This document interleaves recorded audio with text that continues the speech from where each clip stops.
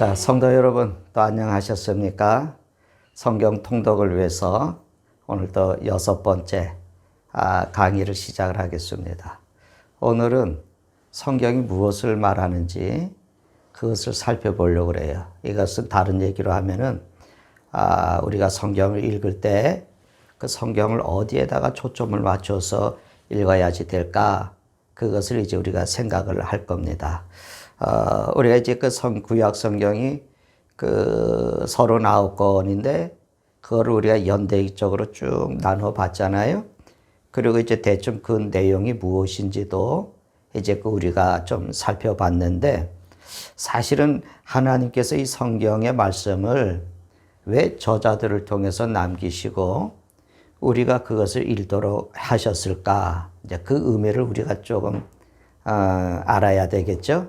그래서 오늘 우리가 이제 그 생각할 것은 이제 제일 앞에 말씀을 드린 것처럼 성경이 무엇을 말하는지 우리가 어떻게 초점을 맞춰서 성경을 읽어가야지 될까, 이것을 이제 생각을 할 겁니다. 자, 이제 우리가 성경을 읽고 있죠. 이제 그 많이 이제 지나갔을 텐데, 사실은 성경을 읽기 전에 성경을 어디에다가 초점과 관점을 두면서 읽어야지 되느냐, 이것을 먼저 알면은 성경을 이해하는데 좀 쉬워요. 그래서 이제 우린 지금 성경을 읽기 시작을 했고, 아마 이거 읽으시는 분들은 아마 이제 3번째 주를 들어가고 있지 않을까, 그렇게 이제 그 생각이 돼요. 그래서 이제 성경을 읽으시면서 자, 이 강의를 듣고 또 읽으신 부분들을 한번 이렇게 되새김질 하시면서 이제 성경을 보셨으면 좋겠습니다. 자, 성경 열심히 읽고들 계시죠? 열심히 읽으셔야 됩니다. 유혹받으면 안 돼요. 누가 뭐라 그래도 내가 결심을 했으니까 유혹받지 말고 계속 읽으십시다. 자, 이제 창세기 1장에서부터 시작하는 성경을 우리가 어떤 관점을 가지고 읽어야지 될까? 이게 성경을 읽는데 굉장히 중요해요. 어디에다가 초점을 맞추고 내가 성경을 읽을까? 자, 성경이 하나님의 말씀이다. 그렇다면은 하나님께서 중언부언 하실 리는 없잖아요. 분명히 하나님께서 하시고자 하시는 이야기가 있지 않겠어요? 그 이야기의 주제, 그 이야기의 초점을 우리가 좀 찾아보는 겁니다. 자, 우리가 아는 것은 성경의 주제는 예수 그리스도다. 조금 더 이제 넓히면은 예수 그리스도 안에 구원이다. 이렇게 이제 우리가 표현을 할 수가 있죠. 이게 다 맞는 말인데, 근데 우리가 이 얘기는 들어서 하는 거예요. 들어서. 자, 내가 성경을 읽고, 그리고 성경을 읽으면서 내가 그 말씀들 속에서 발견한 진리가 아니고 그냥 교회에서 그렇게 얘기들 하니까 그런가 보다 하면서 우리가 성경은 예수 그리스도의 이야기다. 뭐 초점이 예수 그리스도에게 맞춰져 있다. 이렇게들 우리가 생각을 하잖아요. 근데 확신이 잘 안 가요. 내가 확인해 본 것이 아니니까. 성경이 1600년 동안 40여 명의 저자들을 통해서 이게 기록이 됐어요.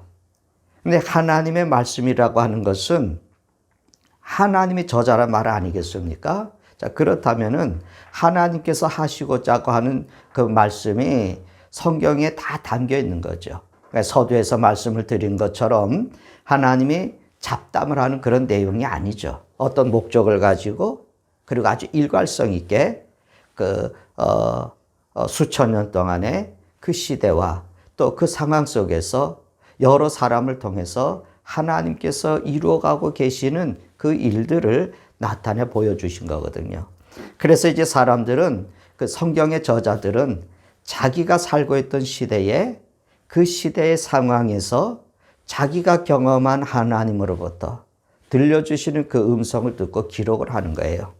그러니까 시대가 다 다르니까 뭐 구약만 해도 1100년 동안에 기록이 됐다 그렇게 얘기했지 않습니까? 그 기록들이 다 흩어져 있었어요. 이제 그것이 이제 이렇게 모아지는 때가 있었죠. 그게 이제 히브리 성경이에요.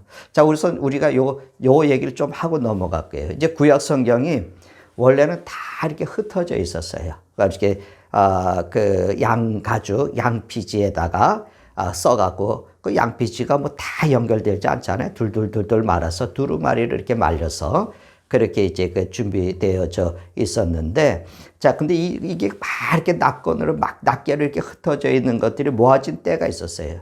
그때가 이제 언제냐면, 자, 예수님이 오시기 전에, 그러니까 BC 280년 경입니다. 여러분, 알렉산더 대왕을 아시죠? 알렉산더 대왕, 마게도냐의 그 왕인데, 이 사람이 이제 마게도냐, 그리스, 이걸 통일하고, 그리고 우리가 알고 있는 바벨론죠. 바사, 또 이제 페르시아죠.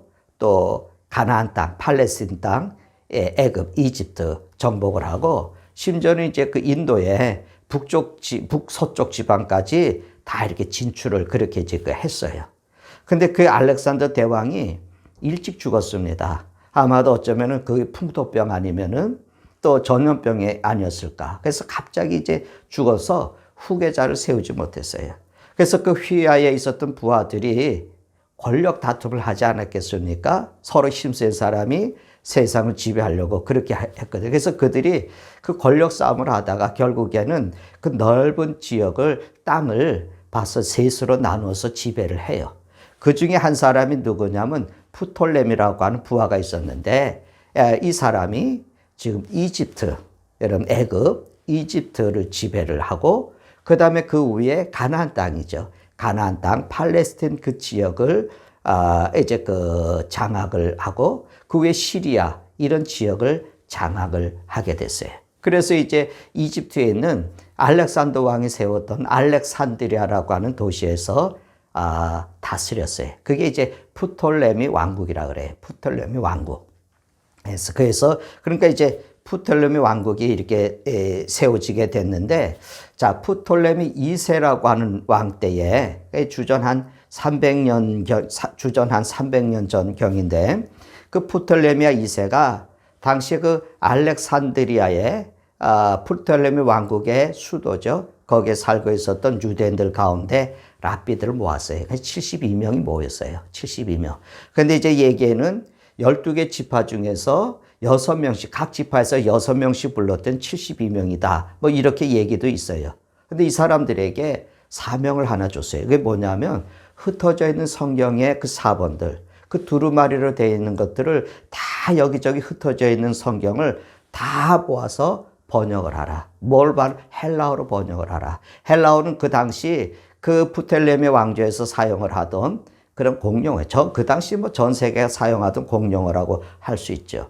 그걸 이렇게 번역을 하라고 하는 명령을 했어요. 그래서 이제 이 72명의 랍비들이, 자, 모세오경은 굉장히 중요한 그 히브리 성경의 가장 핵심이 중심이거든요. 율법서라고도 그러잖아요. 모세오경이 뭐죠? 창세기, 또 출애굽기, 레위기, 민수기, 신명기. 그리고 우리가 얘기했던 역사서들, 열왕기, 상하, 뭐 사무엘, 상하, 이런 역사서들, 또 시가서들, 이 예언서들을 모은 거예요. 그래서 이제 이것을 헬라어로 번역을 했습니다. 그게 언제냐면 주전 280년경이에요. 그래서 그때 이제 완성을 했는데, 자, 이것이 히브리 성경이에요. 그래서 이제 역사서는 역사서, 모세오경을 제일 앞에 두고, 역사서는 역사서대로, 시가서는 시가서대로, 우리가 지난번 말씀한 것처럼 예언서는 예언서대로 이렇게 모았어요. 그래서 그것이 이제 히브리 성경인데, 근데 정확하게 말하면 이미 있는 성경을 다 모아서 당시에 공용어로 쓰고 있었던 헬라어로 번역을 한 거죠. 그래서 이 성경을 70명이 번역을 했다. 그래서 70인역 이렇게 부르게 되고, 히브리어에서 헬라어로 번역이 돼서 성경이 된 거예요.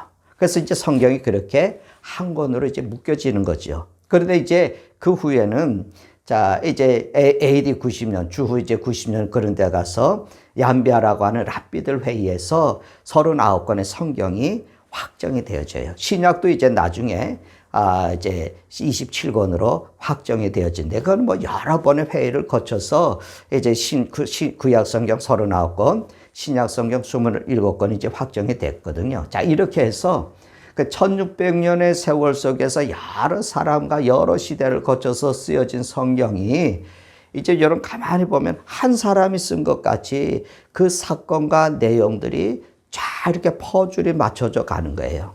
이게 놀라운 일이죠. 그래서 이제 우리는 하나님께서 그 당시에 영적인 감동을 그 시대의 사람들에게 주셔서 쓰게 하셨다. 그래서 이제 성경이 하나님이 쓰신 책이다. 이렇게 이제 우리가 얘기할 수밖에 없는 것이 되는 겁니다. 자, 그리고 성경을 읽다가 어느 날 갑자기 그래서 이 사실이 깊이 느껴지는 거죠. 우리는 놀라우신 능력 역사 앞에 그 이것이 하나님의 말씀이다. 그런 사실이 이제 느껴지면서 이제 우리는 그 말씀 앞에 손을 들 수밖에 없는 거예요. 그래서 뭐라 그럽니까? 천부의 의지 없어서 손 들고 옵니다. 이게 그렇게 하는 거죠. 자, 성경을 읽으면서 그래서 경외감을 갖고 읽는 것이 굉장히 중요합니다. 자, 그러면 이제 다시 또 본론으로 돌아가서 성경을 어떻게 우리가 관점을 가지고 읽느냐? 우선 생각할 것은 이거예요. 성경이 뭐라 그랬죠? 하나님 나라 이야기다. 그러니까 성경이 하나님의 나라 이야기니까 하나님이 다스려요. 다시 말씀드리면 첫 번째로 우리가 살펴보면서 초점을 맞춰서 읽어야 될 게 뭐냐면 하나님이 주인이시냐 내가 주인이냐 이 얘기를 우리가 생각을 해야지 돼요. 자, 나라에는 왕이 있죠. 나라에는 백성이 있죠. 나라에는 규율이 있고 법이 있죠. 땅이 있죠. 이게 이제 가장 나라가 형성되는데 기본이 아니겠습니까? 근데 이 나라를 누가 다스리느냐? 누가 다스리느냐? 이제 성경은 하나님이시다 그렇게 이제 얘기를 하는데 다스린다고 하는 것은 누가 주인이라는 거죠. 왕이란 말이죠. 그래서 하나님께서 세상을 창조하셨어요. 하나님은 창조주시죠. 세상은 그게 피조물이에요. 인간도 피조물이에요. 그러니까 인간의 시작은 하나님의 창조서부터 시작이 됐습니다. 하나님은 창조주시고 인간은 피조물이에요. 근데 여러분 이것을 우리에게 확인시켜주는 사건이 있어요. 이게 뭐냐면 선악과의 사건이에요. 오늘 낮에도 선악과의 얘기를 잠깐 우리 설교 시간에 했었는데 이것이 하나님과 우리와의 구분을 완전히 저어줍니다. 자, 이게 뭐냐면 여러분 하나님께서 세상을 창조하셨고 인간도 이렇게 창조를 하셨는데 인간의 반란, 영린이라는 말 들어보셨어요? 영린이 일어나는 거. 영린이라고 하는 말은 뭐냐면 말 그냥 해석하면 이제 용의 목에 그 비늘이 거꾸로 비늘이 아래로 이렇게 그 용의 이 생선의 비늘이 아래로 같은 방향으로 이렇게 돼 있잖아요. 그 용의 비늘이 목에 있는 비늘이 거꾸로 이렇게 해갖고 그 거꾸로 된 비늘이 왕을 막 목을 찔러서 노엽게 한다는 그런 의미거든요. 자, 그러면은 하나님이 세상을 창조하셨는데 마치 영린이 일어난 거예요. 누가 창조주를 노엽겠습니까? 처음에 아담이 창조주를 이제 처음 사람 아담이 창조주와 피조물과의 관계를 싫어하는 거예요. 그래서 자기가 하나님처럼 되려고 해서 하나님의 율법을 하나님의 법을 깨트리고 약속을 깹니다. 그래서 뭐예요? 선악과를 먹잖아요. 그래서 하나님이 자기의 주인이 되는 것을 거부하는 거예요. 내 인생의 주인은 나다. 이렇게 주장하고 싶은 거죠. 내가 내 인생의 주인이다. 자, 그런데 이렇게 이제 그 생각하게 됐는데 그래서 이제 아담과 하와가 말이죠. 하나님이 자기의 주인이 아니라고 반역을 하고 자기가 자기 인생의 주인이라고 그렇게 얘기를 해요. 그런데 이제 나중에 이제 에덴 동산에 쫓겨나지만 가만히 보세요. 그런데 두 사람이 있을 때 어떤 일이 일어납니까? 우리가 부부가 있을 때 어떤 일이 일어나요? 누가 주도권을 잡느냐. 그래서 힘센 사람이 주인이 된 거예요.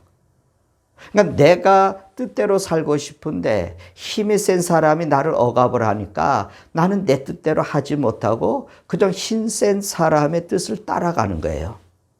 그래서 사람들이 모일 때마다 그 싸움이 일어나는 거죠. 그래서 그렇게 만들어지는 역사가 세상의 역사라는 거예요.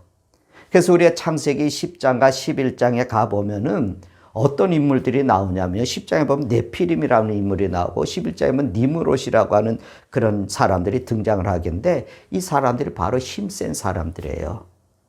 그러니까 용사, 장부 이런 사람들이거든요. 이 사람들이 주인이 되는 거예요. 왕이 되고 다스리는 거죠.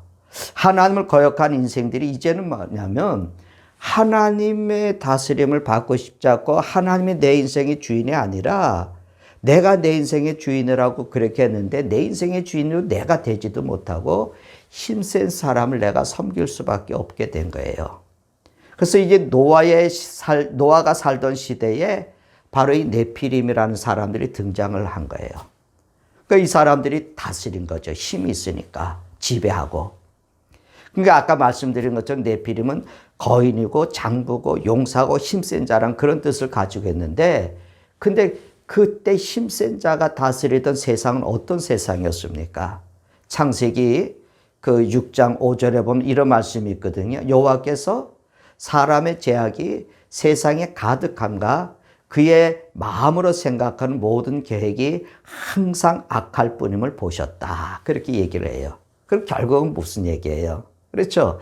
하나님을 떠난 인간은 악해질 수밖에 없고 악을 행하게 되는 거죠. 그래서 하나님은 세상을 그대로 두시지 않고 심판을 하셔요. 그게 노아의 홍수입니다. 근데 홍수가 끝났잖아요. 홍수가 끝나고 나서는 이제 노아의 세 아들이 새로운 인류의 조상이 되는 거예요. 그렇지 않습니까? 그래서 이제 그들이 또 온 땅에 퍼져가요. 그래서 그들이 가서 살기 좋은 곳에 정착을 하죠. 대체로 이제 물이 있고 막 그랬을 거예요. 그 정착을 하는데, 근데 또 거기에서 또 누가 또 힘이 세냐? 그걸 따지고, 그래서 또 그게 주인이 되는 겁니다. 그러니까 이제 홍수 후에도 네피림 같은 그런 존재들이 사라지지 않는 거죠. 그래서 이제 세상 나라가 생겨나게 돼요. 그래서 거기서 파생하는 사건이 뭡니까? 우리가 아는 대로 홍수에 일어나는 것이 바벨탑 사건이죠. 그래서 이 땅의 주인만 아니라 내가 하늘의 주인까지 되겠다. 그래서 하늘까지 닿는 탑을 쌓는 거, 그것이 이제 바벨탑이에요.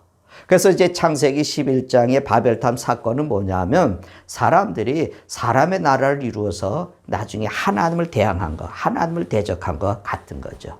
그러니까 바벨탑이라고 하는 것은 욕망의 최대 심벌이에요.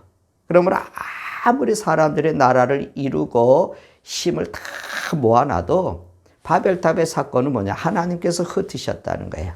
그래서 바벨탑은 하나님이 흩으셨다라고 하는 뜻을 가지고 있습니다. 자, 그 후로 인간은 역시 계속해서 힘센 사람이 다스리는 나라가 돼요. 그래서 정복하고 지배하고 힘을 나타내는 방법이 다양해졌지만, 그러나 지금도, 그렇죠? 지금도 그 일은 계속해서 반복되는 거죠.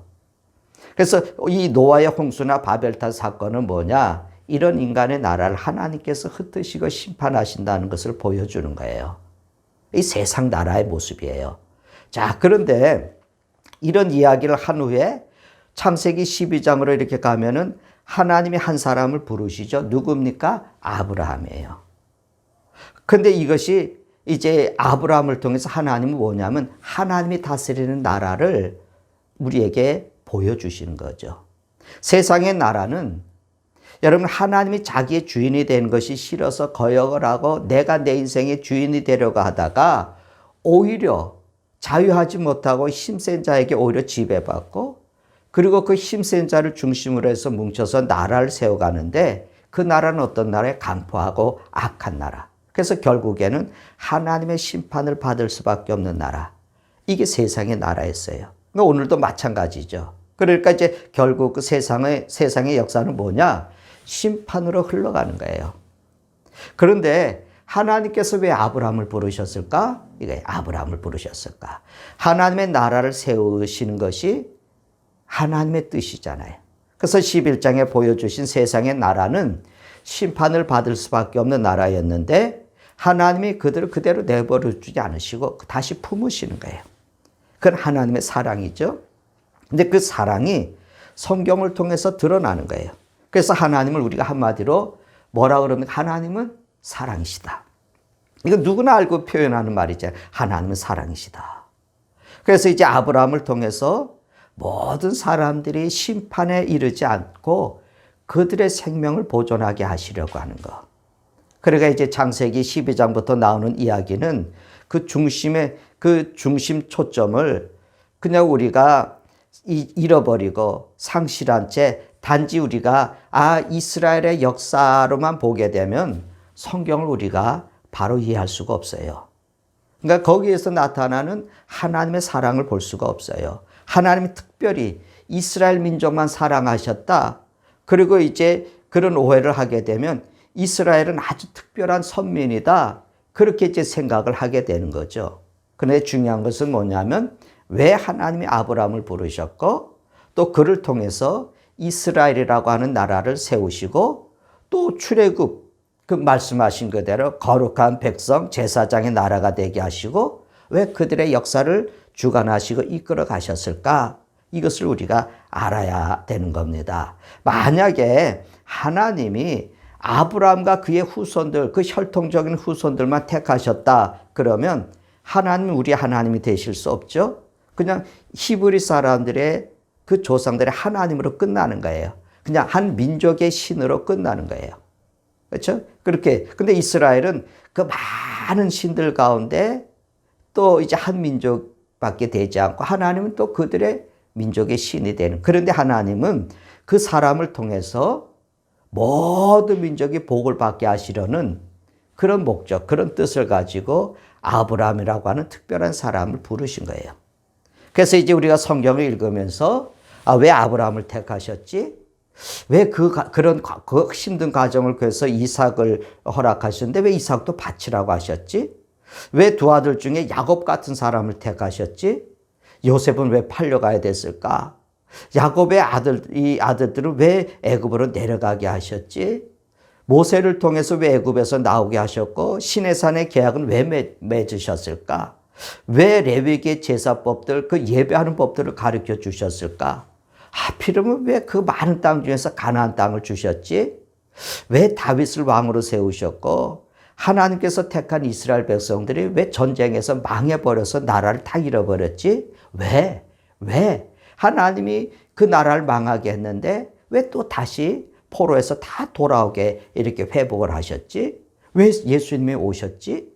따져보면 결국은 뭐냐면 하나님의 선택은 뭐냐면 그것은 아브라함의 혈통적인 이 자손만이 아니고 결국은 하나님이 아브라함이라고 하는 하나님 특별한 사람을 통해서 시작을 해서 하나님의 나라, 하나님의 백성을 삼으시는 목적이 있는 거예요. 그리고 그 하나님의 나라는 세상을 향해서 자꾸만 퍼져가는 거. 마치 가나안 땅 정복해 가는 것들은 정복해 가는 거. 그게 우리가 하는 전도하는 일이죠. 자, 그래서 창세기 12장에서부터 보면은 하나님의 역사는 이렇게 흘러가는 거예요. 그 하나님의 역사가 뭘까요? 인류를 구원하는 역사예요. 그래서 우리 창세기 12장부터 이제 보면 시작이죠. 시작. 뭐가 시작이에요? 하나님 나라가 시작이 되는. 그걸 태동기라 그러죠. 태동기. 그래서 이제 하나님의 백성이 만들어지는 거예요. 자, 그리고 그러면 하나님의 나라가 세워져야 되잖아요. 하나님의 두 번째는 하나님의 나라가 세우는 거예요. 그게 뭐겠어요? 출애굽기, 레위기, 민수기, 신명기 이 이야기예요. 그래서 출애굽기에서 법을 만들잖아요. 뭐라 그랬습니까? 하나님이 모세를 통해서 바로 왕에게 내 백성을 보내라. 이렇게 지금 말하잖아요. 하나님이 이 백성은 내가 왕이다. 내가 다스린다. 내가 주인이다. 그 말이에요. 자, 그래서 세 번째는 뭐겠어요? 나라가 있으려면 아까 뭐래? 땅이 있어야 된다 그랬잖아요.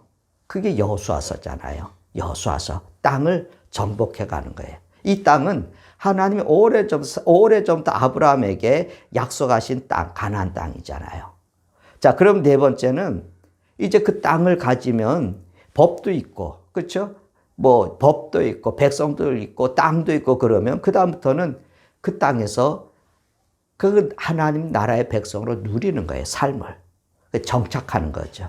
사사기 시대부터 정착을 해가는 겁니다.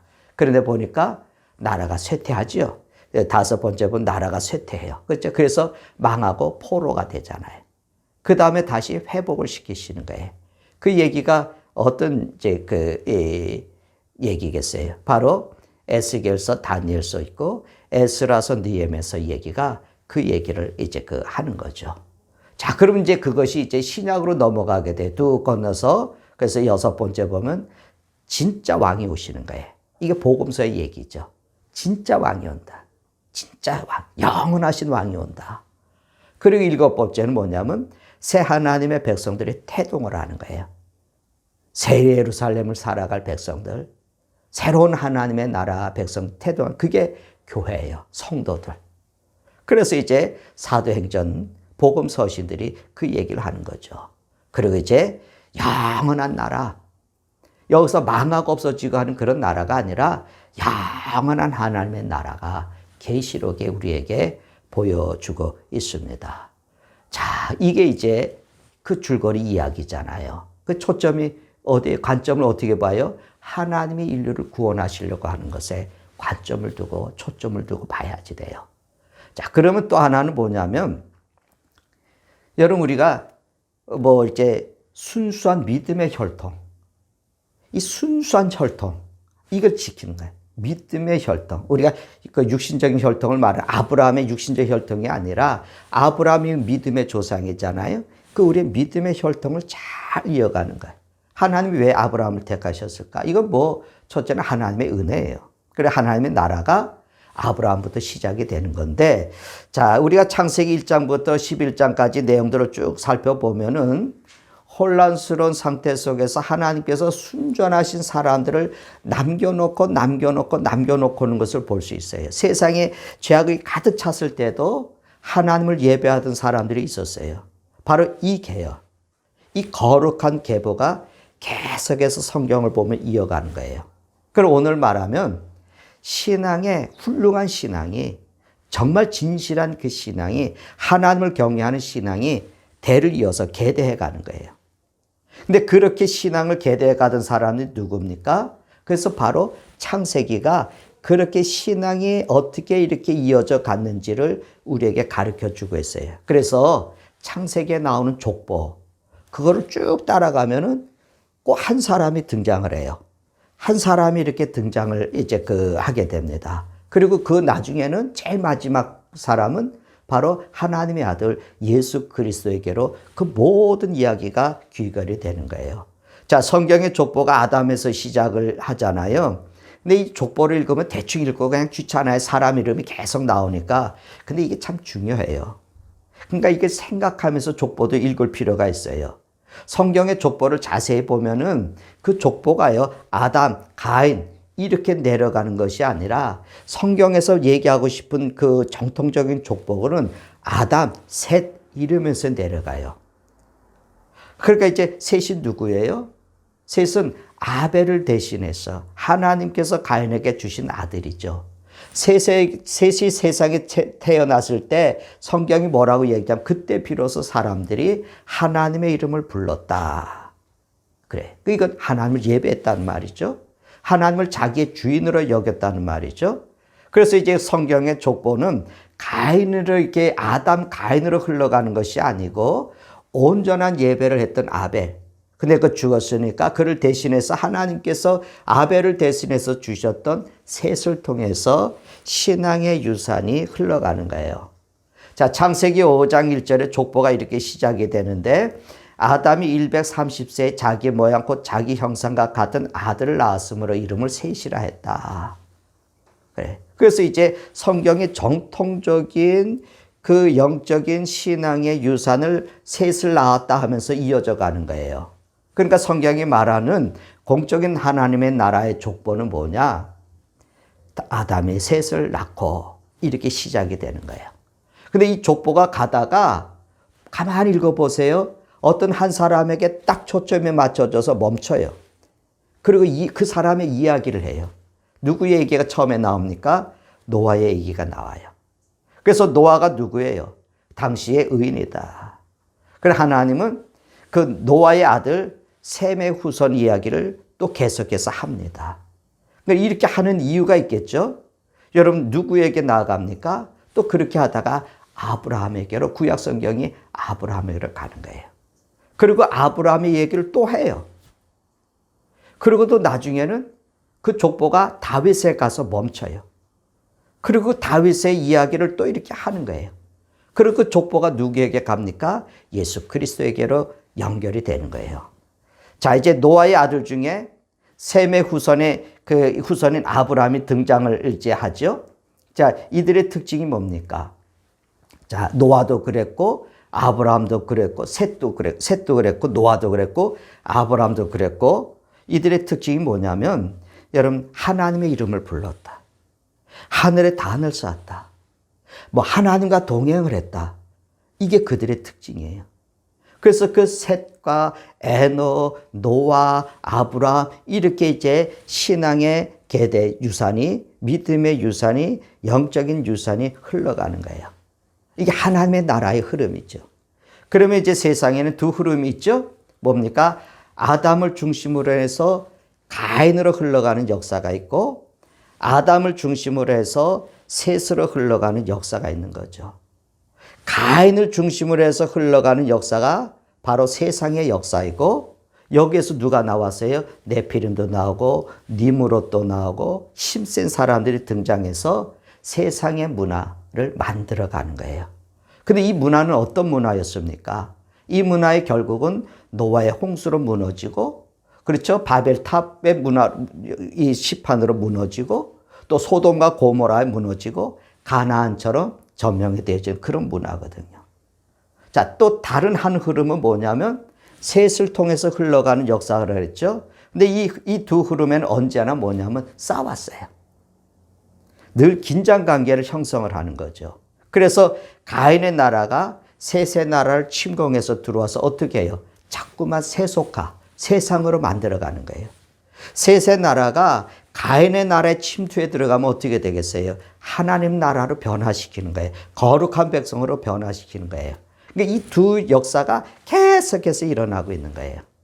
자, 그러니까 가인의 문화, 즉 뭐냐면 가인의 나라, 세상의 나라, 다시 말해서 세속화가 되면 그 결국은 뭐예요? 심판을 받는 거예요.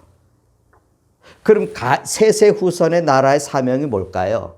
가인의 문화, 그렇죠? 심판받을 수밖에 없는 그 문화, 그게를 복음의 문화로, 거룩한 문화로 바꾸는 사명이 있는 거죠. 그래야 심판이 없기 때문에 그렇습니다. 그렇죠? 자, 그러면 이제 우리가 그 심판의 얘기를 한번 해봐요. 우선 무슨 심판이 있었습니까? 노아의 홍수가 있죠. 노아의 홍수. 자, 이 노아는 누가 주인 행세하던 때, 주인 노릇하던 때는 네피림이 세상의 주인 노릇할 때예요. 그들이 다소 힘이 세니까. 근데 재미있는 것은, 자, 그때 셋의 후손들이 쭉 노아에 이르기까지 그 거룩한 쭉 계보들이 이어져 내려와요. 근데 그 얘기를 하면서 창세기 여러분 6장에 보면 무슨 얘기를 하냐면 하나님의 아들들 이런 얘기가 나와요. 그러니까 셋의 후손들을 뭐라 그랬냐면은 하나님의 아들들이라 그랬어요. 네. 이 하나님의 아들들 셋의 후손들은 어떤 사람들이었어요? 하나님을 예배하는 자, 하나님의 이름을 부르는 사람들이에요. 그럼 그들은 어떻게 했습니까? 그들은 하나님을 예배했어요. 그런데 또 읽다 보면은 이 하나님의 아들들이 사람의 딸들을 좋아했다. 그래. 사람의 딸. 그래서 어떻게 했냐면은 그들이 섞여서 결혼을 했어요. 자녀들이 나올 거 아니에요. 그런데 그들이 누구냐면 네피림이에요. 네피림. 네피림 뭐라 그랬죠? 힘센 사람들. 그 고대 사회의 힘센 사람들, 유명한 사람들, 용사들이었어요. 그들은 세상의 문화를 발달을 시켰어요. 그리고 하나님은 그 문화를 심판을 하셨어요. 여러분, 하나님의 사람들과 사람의 딸들이 섞였을 때 결국은 그들은 노아의 홍수를 자초했어요. 그러니까 이렇게 생각해 보세요. 우리가 세상을 정복하지 못하고 오히려 그들과 섞여서 살았어요. 그럼 어떻게 될까? 세상이 어떻게 될까요? 심판에 이르는 거예요. 그러니까 교회가 타락하면, 교회가 세속화가 되면은 세상에 심판이 와요. 자, 두 번째 그 심판에 있죠. 뭐 있습니까? 소돔과 고모라 있잖아요. 소돔과 고모라도 마찬가지예요. 자, 아브라함이 살던 시대에 그 에덴 동산과 같았던 땅이 소돔과 고모라 아닙니까? 그만큼 화려했어요. 그만큼 번성한 곳이라는 거죠. 근데 그 내면은 아주 죄악으로 가득했습니다. 뭐 의로운 사람 10명이 없어서 심판을 받을 만큼 그랬으니까. 근데 이제 소돔 사람들 이런 표현을 소돔 사람, 이 소돔 사람들 그러면 딱 그 표현이 무슨 얘기냐면 게이, 남색하는 사람들, 게이. 그러니까 그 소돔과 고모라는 그 게이, 동성연애하는 걸로 가득했다는 거예요. 뭐 살기가 좋으니까, 뭐 이렇게 에덴 동산 같이 뭐 살기가 좋으니까 번창이 됐으니까 이렇게 타락을 했어요. 향락의 문화가 꽃피었어요. 뭐 이런 향락의 문화는 오늘 내일이 아니죠. 지금 우리 이 시대에 그냥 막 향락 문화가 막 이것저것 필고 있는 그거는 4,000년 전에도 있었던 거예요. 그러니까 이거 하나님을 경외하지 않는 문화의 궁극적인 모습이에요. 힘센 자가 다스리죠. 향락 문화가 꽃을 피죠. 그리고 결국은 뭐예요? 하나님의 심판에 이르는 거예요. 그 가운데 거룩한 백성 10명만 있었어도 그 세상은 심판을 받지 않았겠죠. 자, 그래 또 하나 보면, 자, 하나님의 나라로 세움을 입었던 특별했던 나라 이스라엘. 이스라엘이 멸망하는 사건도 우리가 눈여겨봐야지 돼요. 하나님의 나라를 여겼던 이스라엘이 왜 망했습니까? 이스라엘 백성들이 이게 도무지 이해가 되는 게, 하나님이 우리를 다스리고 우리가 하나님을 믿는데 왜 우리가 망하느냐? 우리는 하나님의 거룩한 특별한 백성인데 이게 이해가 안 돼서 망하는 게. 자, 셋을 택하시고 노아를 택하시고 아브라함을 택하시고 그래서 심판 가운데서 그들을 남겨놓으셨잖아요. 이들도 사실은 구원을 받을 만한 자격이 있는 사람들은 아닙니다. 아담의 후에는 누구나 다 구원받을 자격이 있는 게 아니에요. 그러니까 이들이 하나님의 심판하시는 것을 남았다고 하는 것은 그 자체로 은혜죠. 그래서 이 이스라엘도 은혜로 택함을 받고 하나님의 나라가 된 거죠. 근데 그들이 거룩한 백성 제사장의 나라가 된 이유가 뭘까? 그들이 세상을 정복해야 되는 거예요. 뭐를요? 하나님을 경외하는 문화로, 하나님을 예배하는, 하나님의 이름을 부르는, 하나님 앞에 제단을 쌓는 그런 나라, 그런 문화로 세상을 바꾸는 거죠. 근데 이제 그들이 가나안 땅에 들어왔어요. 근데 오히려 가나안 땅의 그 문화를 거룩한 문화로 바꾸는 것이 아니라 그 문화를 받아들이고 그들의 종교를 받아들이고 그러고는 결국 세상의 나라가 되는, 세속화가 되는 거예요. 예배의 형식들은 남아 있었고 하나님의 이름을 부르지만 그들의 삶의 중심은 세상이 돼버린 거예요. 그러니까 그들이 하나님의 나라 거룩한 백성, 제사장의 사명을 감당하지 못하고 세속화가 돼서 오히려 타락을 합니다. 그 나라는 어떤 나라가 돼야 돼? 심판할 수밖에 없는 나라죠. 그래서 바벨론 포로 이야기가 그겁니다. 근데 그러는 가운데서도 또 은혜 받은 사람이 있는 거예요. 그 가운데서도 믿음의 유산을 지켜갔던 사람들. 그들을 통해서 끊이지 아니하고 하나님의 나라가 이어가는 거예요. 그래서 이제 우리는 내가 은혜를 받았다라고 하는 말을 쓰는 겁니다. 불교의 사상은 뭐예요? 내가 돌을 닦았다고. 내가 돌을 닦았다고. 그렇게 이렇게 해요. 그러니까 죽도록 수행을 해서 그래서 어디에 이르냐면 내가 선에 이른다고 그래요. 그런데 우리 그리스도인들은 어떻게 말합니까? 나는 은혜로 구원을 받았다. 그렇게 이제 말을 하죠. 처음에는 내가 예수 믿기로 결정하고 믿은 줄 알았는데 예수님을 알고 나니까 내가 예수 믿은 것이 아니라 하나님의 그 은혜로 나를 택해 주셨다. 여기에 우리도 이스라엘과 같은 사명이 있는 거예요. 그래서 이렇게 하나님은 하나님의 나라를 이루어오셨어요. 그 완전한 하나님의 나라가 이룰 때까지, 영원한 예루살렘, 그 하나님의 나라가 이룰 때까지 세상은 이렇게 여러분 이제 그 세상의 나라와 하나님의 나라가 대립을 하는 거예요. 자, 그런데 우리는 세상의 나라에 우리도 점령이 되면 어떻게 하겠어요? 세상의 나라에 우리도 점령, 세상의 문화가 나를 지배해, 우리 가정을 지배하면 어떻게 되겠어요? 망하는 거죠. 오히려 우리는 세상을 점령해야 돼요. 그러면 세상이 우리로 인해서 구원을 받습니다. 자, 그럼 우리가 한번 정리를 해보십시다. 성경이 말하는 중심된 사상의 그 이야기가 뭘까요? 하나님께서 당신의 백성들을 구원해가는 이야기. 그거는 구약이나 신약이나 그냥 한 소리로 이야기를 하는 거예요. 그러니까 여러분, 창조는 단순히 신화가 아닙니다. 인류를 구원하시는 하나님의 계획하심과 그 방법이 그 속에 숨겨져 있는 거예요. 그래서 우리가 성경을 읽을 때에 하나님의 세상을 구원하시려고 하는 그 섭리 속에서 읽어야 우리가 성경을 제대로 이해할 수가 있습니다. 자, 우리 두 가지만 기억을 하십시다. 세상의 주인이 누구냐? 내 인생의 주인이 누구냐? 누가 나를 다스리느냐? 또 하나는 세상을 점령하느냐? 세상에 점령을 당하느냐? 이것이 문제다. 자, 오늘 우리가 여기까지 생각을 하고 이제 우리 7강에서 다음 얘기를 말씀을 드리도록 그렇게 하겠습니다. 성경 읽으시는데 도움이 조금이라도 됐으면 좋겠어요. 자, 무엇보다도 성경 읽는 거 멈추지 말자. 제가 이제 추석 전주에 이렇게 강의를 녹화를 했는데 추석날도 성경 읽는 거 우리가 놓치지 마십시다. 자, 우리 7강에서 다시 만나도록 하죠. 감사합니다.